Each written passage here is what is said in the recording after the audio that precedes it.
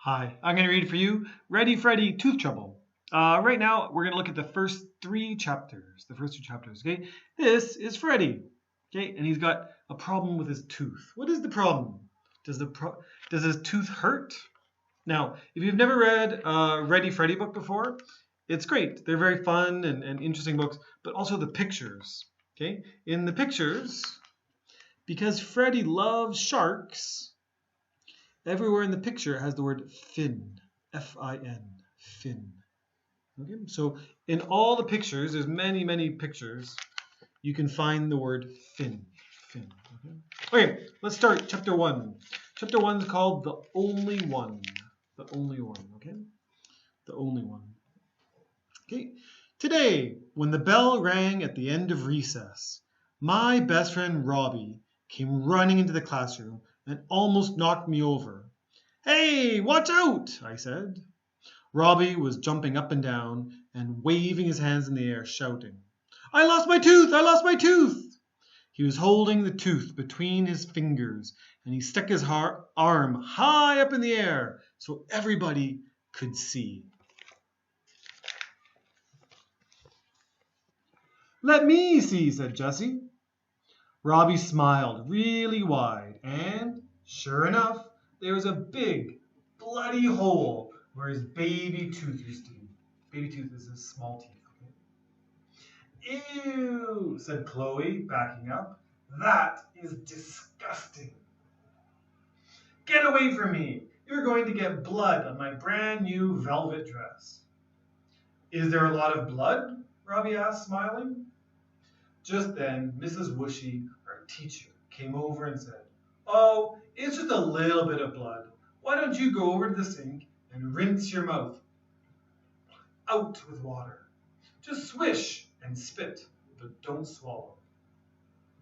"Yeah, blood is cool," said Jessie, "but you don't want to drink it. You'll get a stomachache." Actually, blood is mostly water. She's disgusted. "Ooh," said Robbie. "So it really won't hurt you." Robbie is a science genius.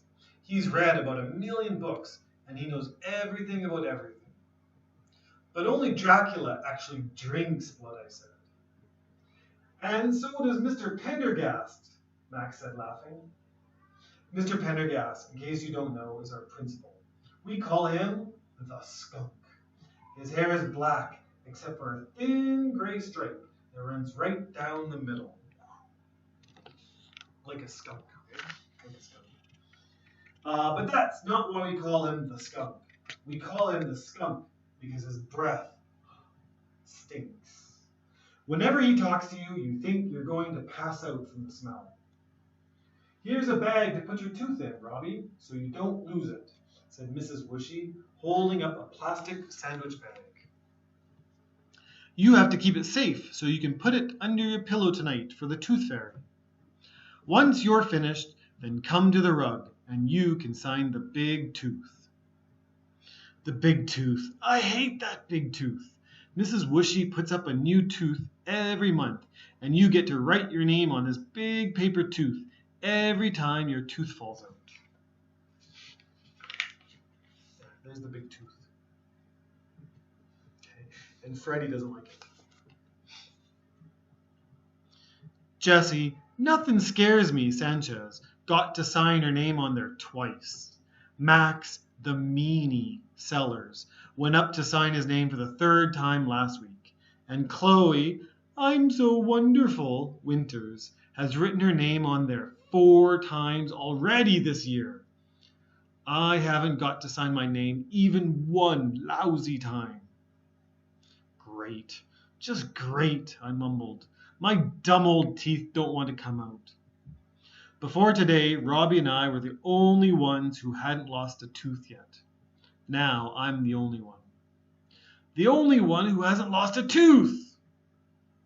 Everyone, please come to the rug, said Mrs. Whooshy. It's time for Robbie to sign the tooth. Whoop-dee-doo for him, I muttered. Let's have a party. Freddy's not happy. Robbie strutted, proudly up to the front of the room. "Here you go, Robbie," said Mrs. Whooshy, handing him the special pen with a smiling tooth on top. Robbie took the pen and signed his name really big, Robbie. "Congratulations," said Mrs. Whooshy, and everyone clapped loudly for Robbie. Well, everyone except me. "Now, let's see," said Mrs. Whooshy as she pointed at her tooth graph. "It looks like Freddy Thresher is the only one who hasn't lost a tooth yet." Great! Did she have to announce it to the whole class? Now everyone was staring at me, and I think a couple of kids were laughing. I was so embarrassed. My face got as red as a tomato. I wished I could make myself invisible. Can I go to the bathroom?" I asked Mrs. Whooshy. "Sure," she said. I didn't walk. I bolted to the bathroom. I just wanted to get out of there. When I was safe inside the bathroom, I first checked to make sure no one else was in there. And then I looked in the mirror and smiled really big. "Hey, would just one of you stupid teeth come out already?" I yelled.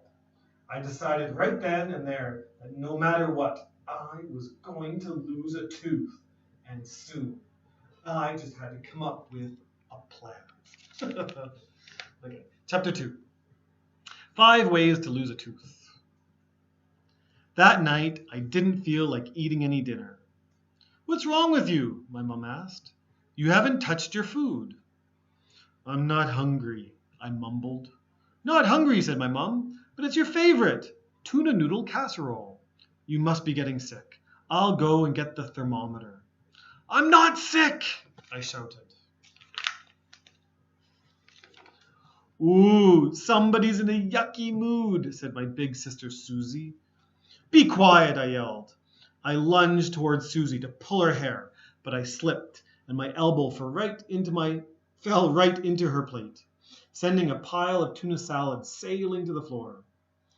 Hey, stop it, you two," said my dad. My dad can be a pretty serious guy, and if he says stop, you better stop, if you know what's good for you. "Look at the mess you made," said my mum as she ran to get a sponge. She's such a neat freak. Our floors are so clean you could eat off of them. "I'm not sick. I just had a bad day at school today," I whispered. "Oh, did the little first grader pee in his pants?" teased my sister. "Or did somebody spill milk on one of your dumb old shark shirts?" "Leave me alone, you ding-dong stinky head," I shouted back. "For your information, I am a shark expert, and they are not dumb. Sharks are cool. You're just jealous of all my cool shark stuff." "I am not, brat," Susie yelled back. "Please, Susie," said my mom, wiping the floor. "Just leave him alone. He's upset about something, and you're not helping." She gave Susie one of her all-time famous "shut your mouth now" death stares. "Now, Freddy, tell us what's bothering you." "I'm the only one," I said, sniffling. "What do you mean, the only one?" asked my dad. "Robbie lost his tooth today, so now I'm the only one in my class who hasn't lost a tooth." "You want to lose a tooth?" said my sister. "Why didn't you just say so? I can help you with that." "Really?" I said, my face brightening. "Sure. In fact, I'll show you 5 ways to lose a tooth." Then she held up her right hand and bent her fingers down one at a time as she counted. 1, 2, 3, 4, 5. Until her hand was made so she was like this. 1, 2, 3, 4, 5. Oh, 5. Good, 5. Come on over here and I'll punch you in the mouth. That should knock a few of those teeth loose," she said, laughing hysterically. "Oh, Susie, that's so funny I forgot to laugh," I said. "Susie Mary Thresher, that is enough," said my dad. "I think you need to go to your room right now." "I don't want to." "I didn't ask you. I'm telling you. Now let's go." Susie's in trouble with her dad. After the two of them left the kitchen, my mom came over and put her arm around me. "Don't worry, baby," she said, kissing the top of my head. "One of those little teeth will get loose sooner or later. Just be patient." "I don't want to be patient," I cried, pulling away. I ran to my room and slammed the door. Then I stopped, dead in my tracks, because I just got a great idea. The door. Chapter 3. The Door Disaster. Slamming the door reminded me of this Commander Upchuck episode I saw one time on TV. Commander Upchuck is the TV show. He likes it. Commander Upchuck had this really bad toothache. His tooth hurt so bad he wanted to get it out. So he asked his friend Cookie what he should do. Cookie got a string and tied one end of the string to Commander Upchuck's tooth and the other end to a door. Then he slammed the door a bunch of times and boom, the tooth came out. "Hey, why didn't I think of that before?" I said to myself. I was so excited. I ran to my treasure box, dumped it on the floor, and started digging through my stuff. I found my Commander Upchuck fan club membership card, the $2 bill my grandpa gave me for my birthday, my hammerhead magnet from the aquarium, the plastic sword and mini umbrella from my fancy drink at the grown-up restaurant, my shark's tooth necklace, and my dad's cool business card. He's a producer on the kids' TV show Fun Factory. Then I saw it. The string I found on the playground last week. Great! I knew it would come in handy. Now I needed some tape. I'm not very good at tying. In fact, I can hardly even tie my shoes. So tape would make the job a lot easier. So you can tape the string. Oh, sorry. I scanned my room for the roll of tape. I borrowed from my mom and spotted it in my fishbowl. What on earth was it doing in there? Oh yeah, now I remember. I was pretending it was a hoop, and I was trying to train my goldfish, Mako, to swim through it, just like the dolphins at Wet n Wild. I really want a dog because you can teach them to do lots of cool tricks. But my mom says a dog is too dirty. She's a neat freak. And it would destroy the house. What does she think a dog is? Godzilla? I pulled the tape out of the fishbowl and dried it on my pillowcase. As I started taping the string to my doorknob, my sister came running down the hall and pounded on my door. I jumped back. "Hey, shark bait!" she yelled. "I'm doing my homework and I can't find my pencil sharpener. Did you take it?" she asked, trying to push my door open. Oh no, I couldn't let her in. If she saw me using Mom's tape on the doorknob, she'd tell on me, and I'd really be in big trouble. I leaned on the door as hard as I could and yelled, "Go away, dog breath! I don't have your dumb pencil sharpener." "Hey, let me in, chubby cheeks," she demanded. "What are you doing in there anyway?" There, he's got the tape. He's pushing on the door. "Nothing, you big pain. Now go away." You must be up to something. It means doing something bad. Up to something means doing something bad. If you won't let me in, I'm telling. "Mom, Dad, Freddy's up to something," she called as her footsteps disappeared down the hall. Now I really had to hurry. I didn't want my parents to see what I was doing, or I'd get in big trouble for 2 reasons. 1, I was only supposed to use her tape for special arts projects. 2, my mom, the clean machine, would go nuts if I actually did yank my tooth out and get blood all over the carpet. I didn't care. I had to get my name on that big tooth. I picked up the string, wrapped it around my tooth a couple of times, and tried to tape the end to the front of my tooth. "Oh, come on, you stupid string," I muttered under my breath. The string and tape were both getting all wet and slimy from my spit, and they kept slipping out of my fingers. He's trying to do it too fast. I pulled some of the string out of my mouth and looked at it. It had a gooey chunk of tuna noodle casserole from dinner stuck to the end. I licked it off and tried to tape the string on to my tooth again. Just then, there was another knock on my door. "Honey, what are you doing?"